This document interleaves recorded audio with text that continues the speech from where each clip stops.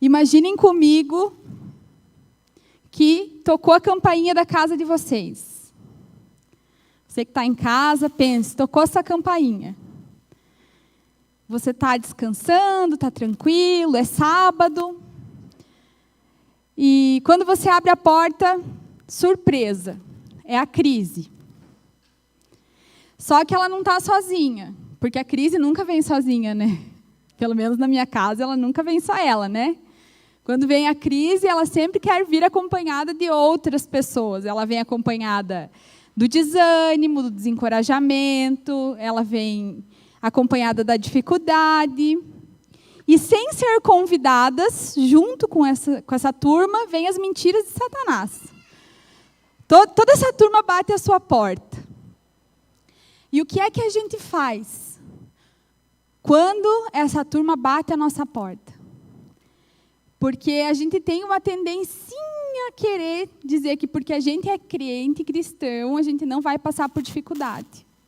A gente acha que, puxa, porque eu tenho o amor de Deus, e quem aqui sabe que Deus o ama? Deus nos ama, amém? Você que está em casa, Deus ama você.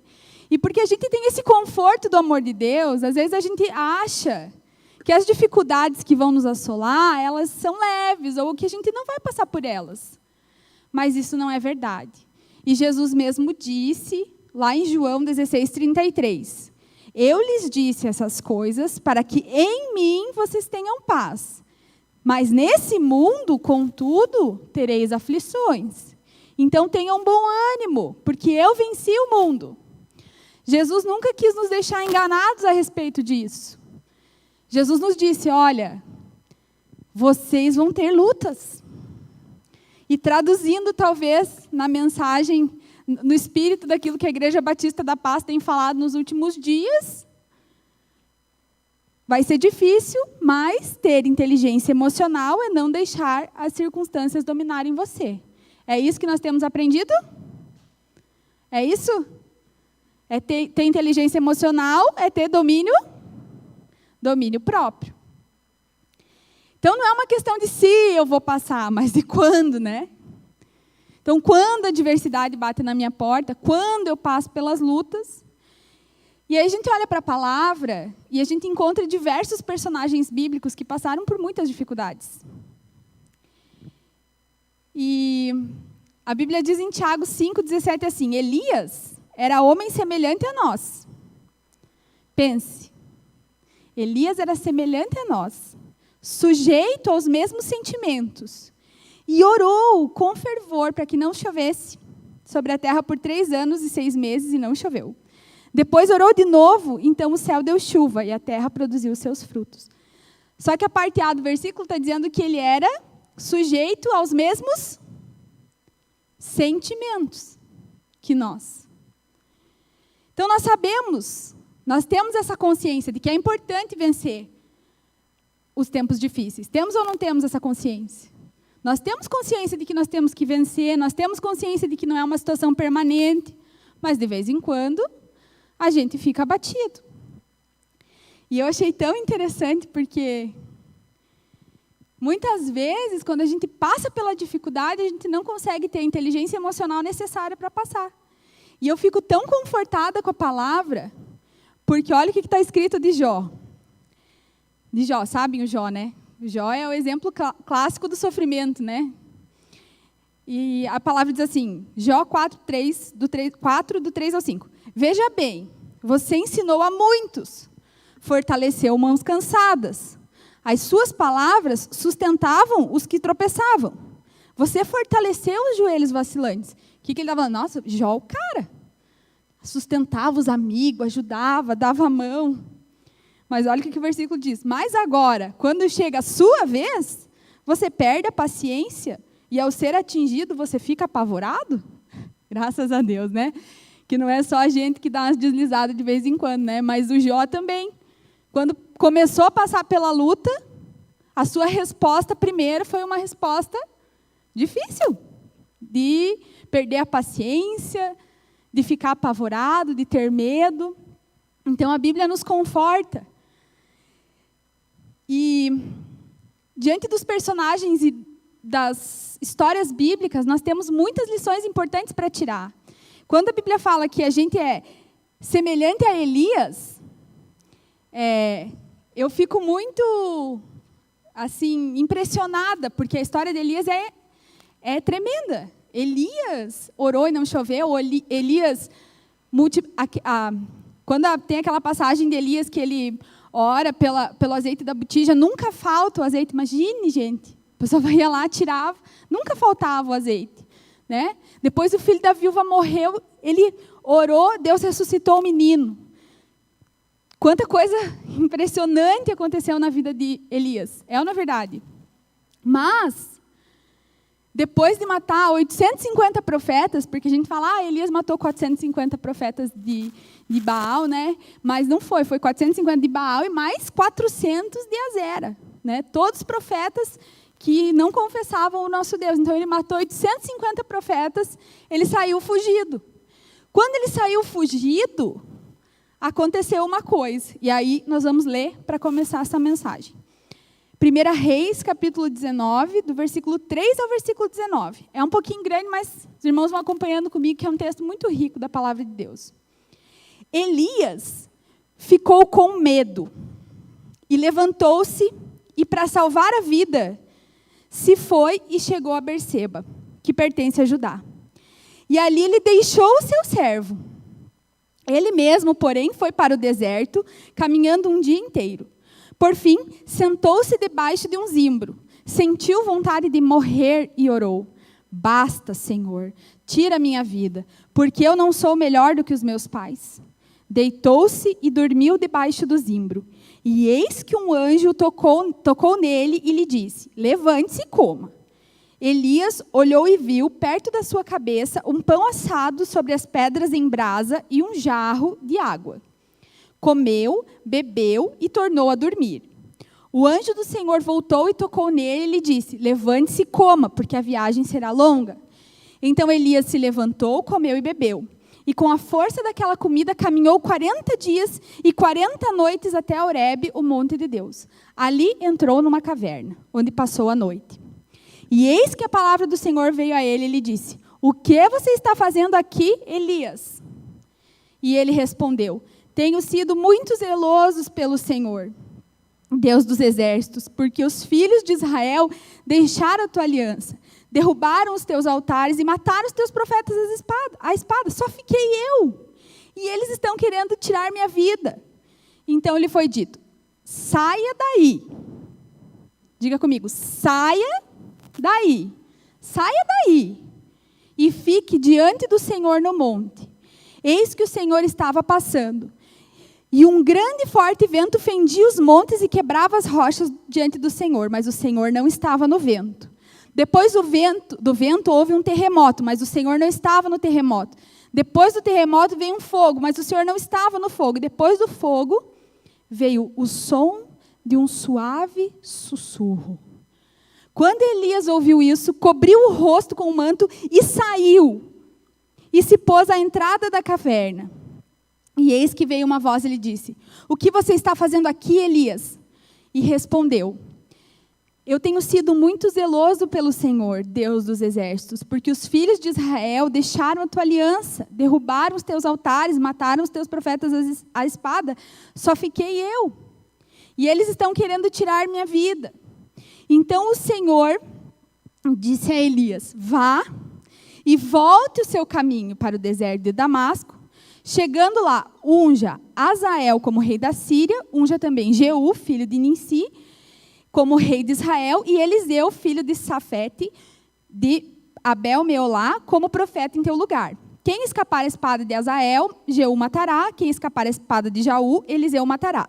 Também conservei em Israel 7.000, todos os joelhos que não se dobraram a Baal, e toda a boca que não o beijou. Elias saiu dali, encontrou Eliseu, filho de Safate, que estava lavrando com 12 juntas de bois diante dele. E ele estava a 12ª junta, Elias passou por ele e lançou o seu manto sobre ele.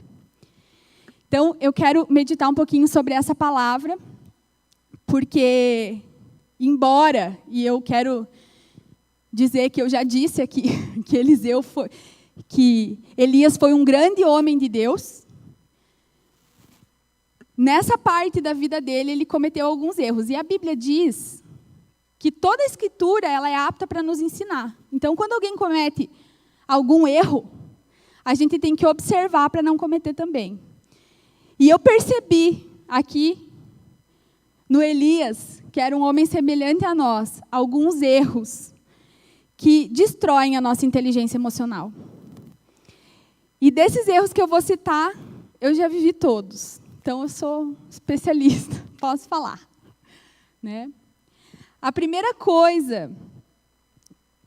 atitude que destruiu um pouco da inteligência emocional do Elias, sabe qual foi? Deixar o seu servo. A Bíblia diz que quando ele desanimou, ele foi indo e deixou o seu servo e seguiu pelo deserto. E isso é uma característica de quem está desanimado e deprimido. A pessoa quer se isolar. Então, você que está em casa, que essa palavra fale ao teu coração. Porque a gente perde a vontade, queridos. A gente perde a vontade. Quando a gente começa a se abater pela circunstância, a gente perde a vontade da comunhão. A gente afasta aqueles que poderiam ser uma bênção na nossa vida. Os irmãos entendem isso? Entendem como a gente encontra um princípio aqui nesse texto? Ele deixou o seu servo. Ele se isolou. E interessante, porque é a primeira coisa que uma pessoa faz quando ela se coloca dentro de uma caverna emocional, porque foi isso que Elias fez, né? Elias foi para a caverna. E eu achei tão interessante que quando eu meditava no texto, Deus permitiu que isso acontecesse. Deus deixou Elias ir. Ele estava transbordando uma crise interna. E muitas vezes, e acontece, de a gente entrar numa crise. Só que da mesma maneira que Deus permitiu que Elias entrasse, o Senhor não foi lá e tirou ele de dentro. Vocês perceberam que no texto, o texto diz assim, ó, Deus fez um alarde, né? E soprou um vento, e veio um terremoto, e o Senhor não estava no vento, não estava no fogo, não estava no terremoto. E aí a voz, um sussurro, sai, vem para fora. Então, uma coisa que a gente precisa entender, e que é inteligência emocional. Se eu entrei numa caverna, o que acontece comigo, acontece com os irmãos, eu preciso sair.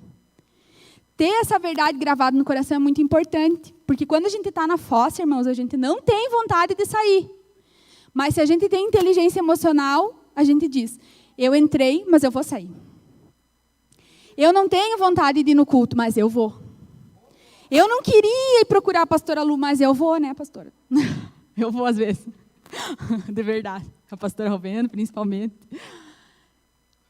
A gente não quer comunhão, mas a gente tem que ir. Amém? Grava esse princípio no teu coração. É princípio para a saúde emocional em relação ao Senhor. É sobre isso que se trata essa palavra. Como que eu me relaciono com Deus em meio à crise? Como que eu tenho inteligência emocional para sair da crise? E essas verdades têm que estar dentro do nosso coração. Amém? Então, eu não devo me isolar. Amém? Eu preciso sair da caverna. Outro ponto. Existe uma tendência natural da gente, como ser humano, a se sentir injustiçado. O que Elias disse para Deus? Só eu fiquei, Senhor. Só eu. Uma mulher de oração, um homem de oração. Como é que eu estou passando por isso? Sou crente. Nossa, o que adianta ir na igreja? Né? Quantas vezes a gente escuta isso? Meu Deus, o que adianta ir no culto? Não adianta nada ir na igreja. Né? A gente tem uma tendência a achar que a gente está sendo injustiçado. E a impressão que passa lá no fundo do coração da gente, sabe qual que é? Puxa, Deus me abandonou. Não é possível? Como é que eu estou passando por isso? Deus só pode ter me abandonado. E aí o Senhor nos leva a refletir um pouco mais a fundo.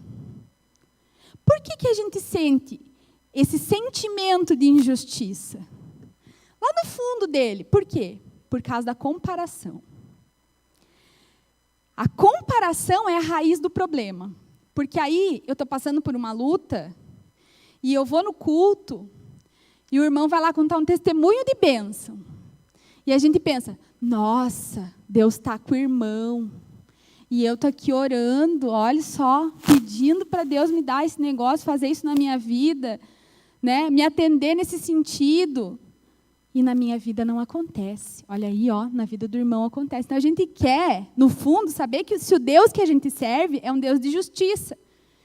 E quando a gente está numa situação ruim, a gente tem essa tendência a olhar achando que Deus esqueceu da gente e que a gente é, de certa maneira, até inferior aos outros. Só que a gente tem que pensar um pouquinho. Essa inclinação natural para saber se tem justiça, primeiro, ela não é novidade. Quando Jesus estava falando com Pedro, ele falou assim, Pedro, vou te contar aqui como é que você vai morrer. Ele nem escutou direito como que ele ia morrer, ele já virou para trás e disse, e aquele lá, como é que vai morrer? Né?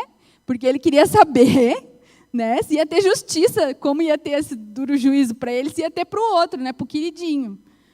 Então, esses irmãos percebem como na hora da crise é uma resposta às vezes, natural da gente. Puxa, mas olha lá o fulano. Medite.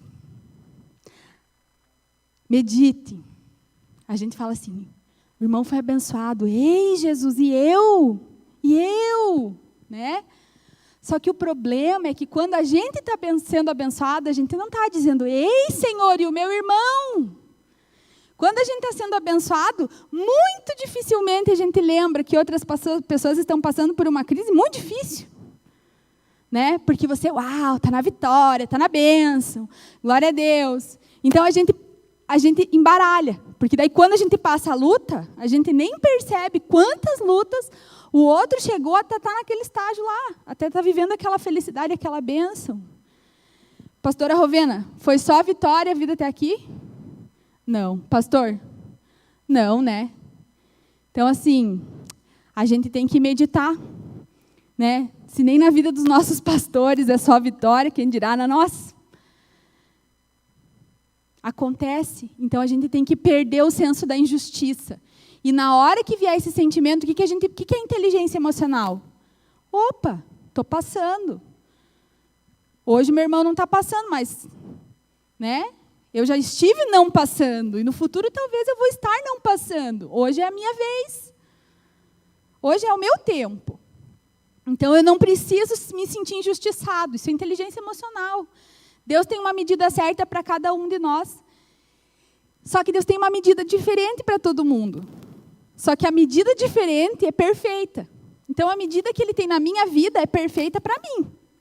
A medida que Ele tem lá na vida da Helena é perfeita para ela. Para cada um de nós, a medida que Deus tem. Deus sabe quando eu preciso passar por um estreito. Nós já vamos entender um pouco melhor. Então, aí, engraçado, né? Que Deus fala para Elias, né? Ô Elias, para com isso. Além de você, tem 7.000. Pare de deixar que é só contigo. Porque não é só com você. Tem mais 7.000 aí que não se dobraram. Outro ponto. Dar ouvidos às expectativas frustradas. Não é inteligência emocional em relação a Deus. Quando Elias chegou para o Senhor, na primeira parte lá, que ele já disse que queria morrer, ele disse assim para Deus, Deus, eu quero morrer, porque eu não sou melhor que os meus pais. Opa, tem um ensino aqui. O que estava no coração de Elias? Não sei. Talvez fazer mais que os pais dele. Talvez ele pensou, nossa, eu já ouvi a voz de Deus tão maravilhosamente, Deus já se manifestou tão maravilhosamente, como é que eu vou ter que viver fugindo? Que coisa, por quê? Eu achava que eu ia ser melhor que, sei lá, talvez, vou aqui, conjectura, tá? Que eu ia ser melhor que Abraão, que ia acontecer coisas mais maravilhosas na minha vida, e não está acontecendo. Eu não estou conseguindo ser melhor que os meus pais. Eu estou frustrado. Eu queria uma coisa diferente. E como tem isso? A frustração falando mais alto do que tudo aquilo que Deus já fez. É nossa tarefa crer sobre os sonhos de Deus a nosso respeito. certo? Estão me acompanhando? Mas eu tenho uma pergunta. Será que nós estamos sonhando os sonhos de Deus ou os nossos próprios sonhos? Essa é uma pergunta que eu quero fazer para os irmãos. Porque, às vezes, a gente está sonhando um sonho que não é sonho de Deus. Aí a coisa não se realiza. E eu fico frustrado. E Deus nem falou nada a respeito daquilo. Então eu preciso colocar o meu coração no Senhor. Porque quando eu sou frustrado, tem alguma coisa aí para eu refletir, para mim ter inteligência emocional a respeito. Às vezes, Deus se cala. E às vezes a resposta de Deus é não. E quando a resposta de Deus é não, eu fico frustrado.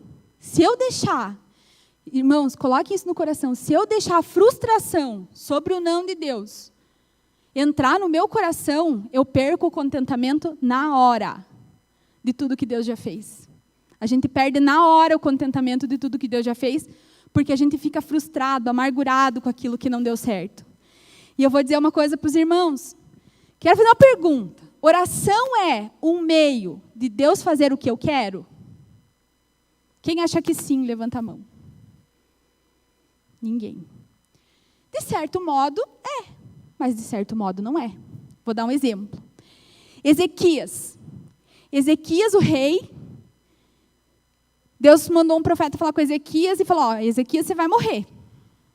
Arrume a casa aí, porque teu tempo na terra acabou. O que Ezequias fez? Se ajoelhou, chorou e orou. E o que Deus fez? Se compadeceu de Ezequias. Deu 15 anos de vida para Ezequias. Então a oração é um meio de eu conseguir de Deus aquilo que eu quero? Talvez. Mas a gente pode olhar para Jesus na mesma situação. Orando e pedindo a Deus, Senhor, se for possível, passa de mim esse cálice. Jesus, irmãos, teve uma oração que não foi respondida. Os irmãos conseguem entender isso? E não estava no plano traçado de Deus. E aí Jesus podia dizer o quê? Então eu vou abandonar porque você não é comigo, então, né, Deus? Que inteligência emocional Jesus teria? Mas ele orou, ele disse, olha, Deus, se for possível, passe. E Jesus, Deus disse, não é possível, vai ter que passar por isso. E aí ele passou, com obediência, com um coração de amor. Isso aí é o quê? Inteligência emocional. Então a oração, às vezes, pode ser um meio de Deus me abençoar. Mas às vezes a oração pode ser um meio de Deus mudar você. A oração tem esse viés. Às vezes a gente muda a circunstância na oração, mas às vezes a oração muda o nosso interior e faz com que a gente seja transformado. Mas se a gente tiver inteligência emocional em relação a Deus. Então, eu estava compartilhando com o pessoal da minha célula, Eu achei um versículo nessa Bíblia aqui, da mensagem, no livro de Salmos, que fala assim, aquele que só aponta defeitos da sua vida se torna surdo para com Deus. Olhem só, que coisa interessante. Estava falando, com o pessoal da célula. Então, se eu só aponto defeitos, se eu estou frustrado, puxa, olha aí, Deus podia ter feito assim, eu fiz esse negócio, podia ter dado certo, eu podia ter recebido mais clientes, fechou de novo tudo, abriu de novo, Tanta coisa. Aquele que só aponta defeitos se torna surdo para Deus. A gente perde a capacidade de ouvir. Ai, que triste. Então a gente tem que guardar a nossa boca de murmurar e reclamar. E aí a gente não perde o contentamento. Irmãos, eu estou falando isso, mas eu já fui reprovada em todas essas áreas, tá? Outro ponto. Parar de viver o propósito do Senhor. O que Elias disse? Para mim deu. Chega. Para mim basta. Ele falou isso. E a gente precisa agir de forma correta em relação ao que Deus está fazendo até nas horas ruins. O que a gente precisa entender, que eu queria trazer assim, à luz do coração dos irmãos, é que a gente dá respostas emocionais até para o que Deus fala. Os irmãos entendem isso? E a gente precisa de equilíbrio emocional até para receber aquilo que Deus está falando conosco. Os irmãos entendem? A gente precisa. E olha só, que coisa interessante. Porque às vezes o propósito de Deus estreita. A gente passa por luta. Mas olha o que a palavra de Deus diz. Hebreus 5:7. Ele, Jesus, nos dias da sua carne, o que é nos dias da sua carne? Quando ele estava na terra que nem a gente, tá?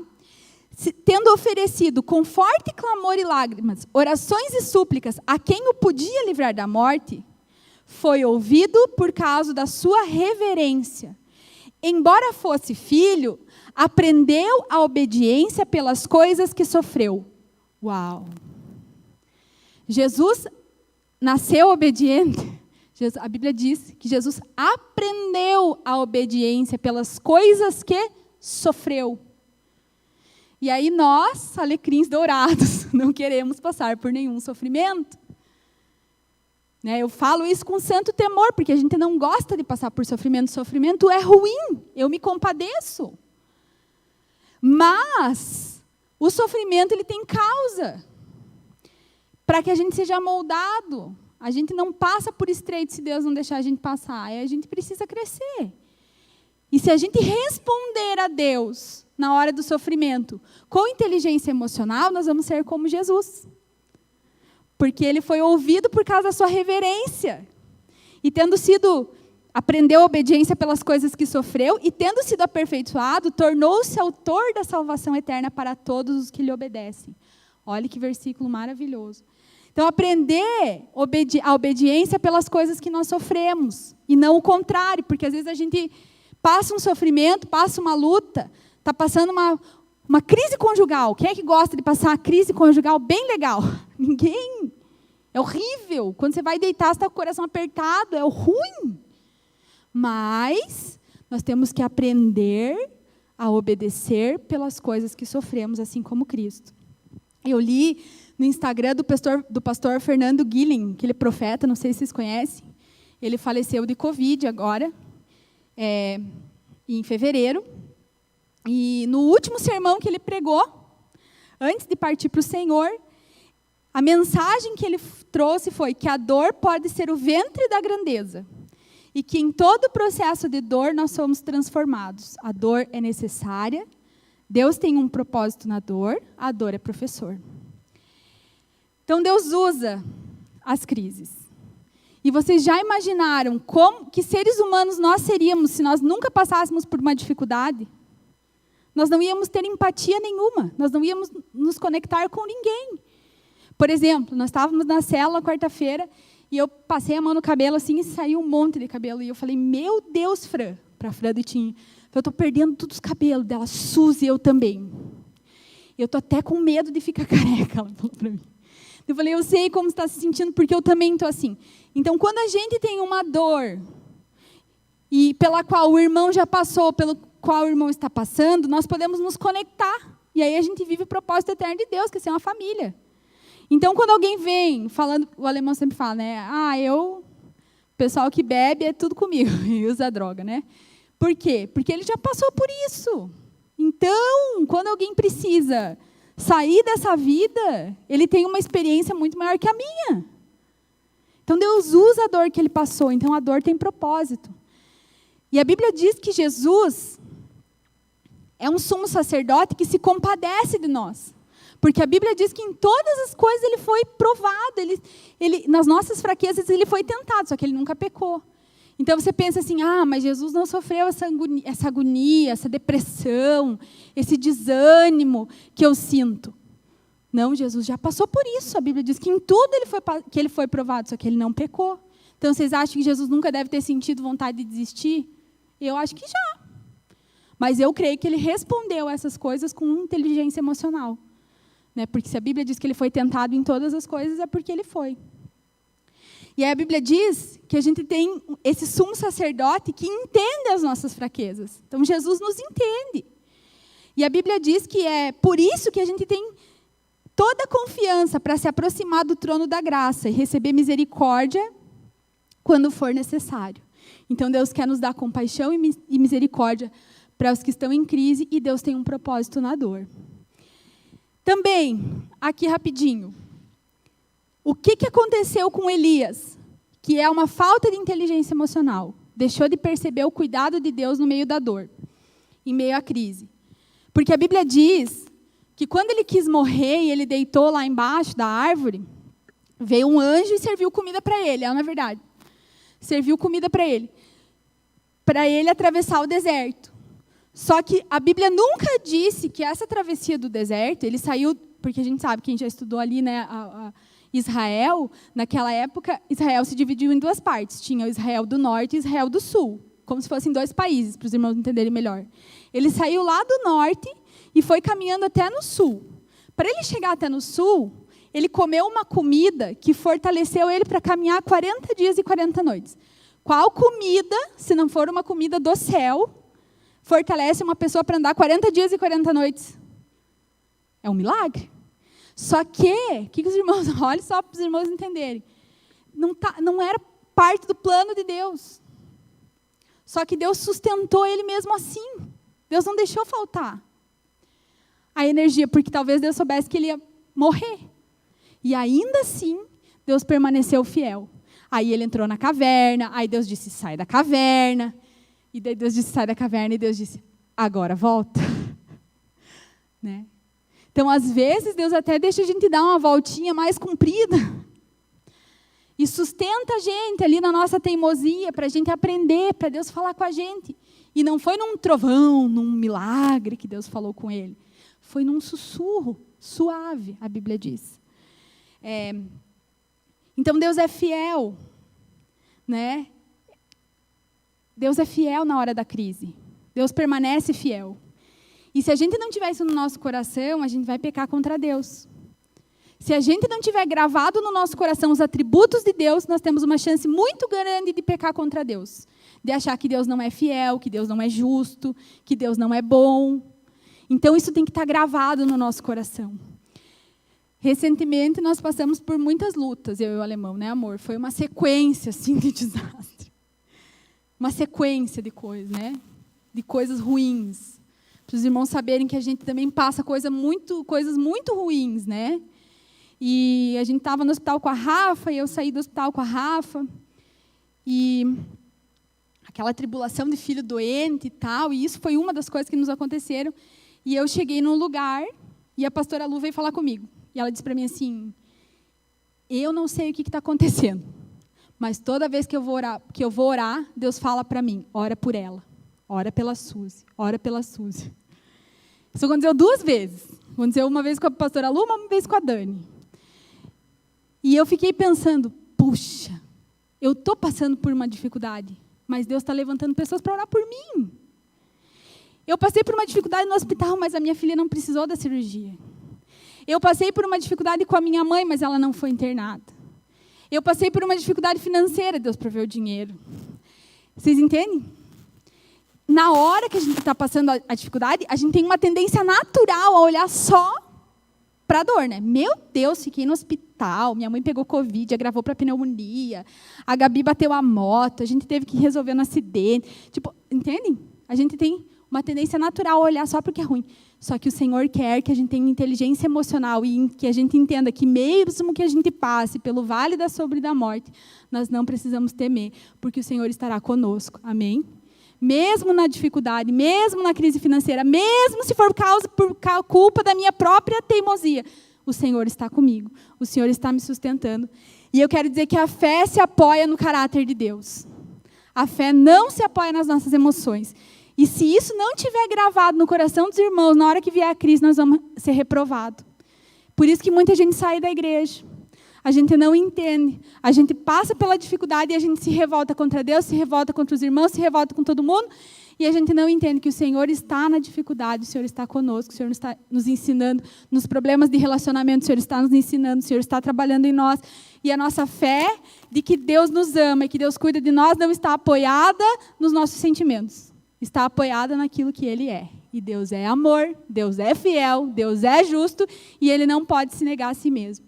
Então, eu entendo que um dos maiores propósitos de Deus para a luta é nos ensinar a ter inteligência emocional permanecendo no Senhor.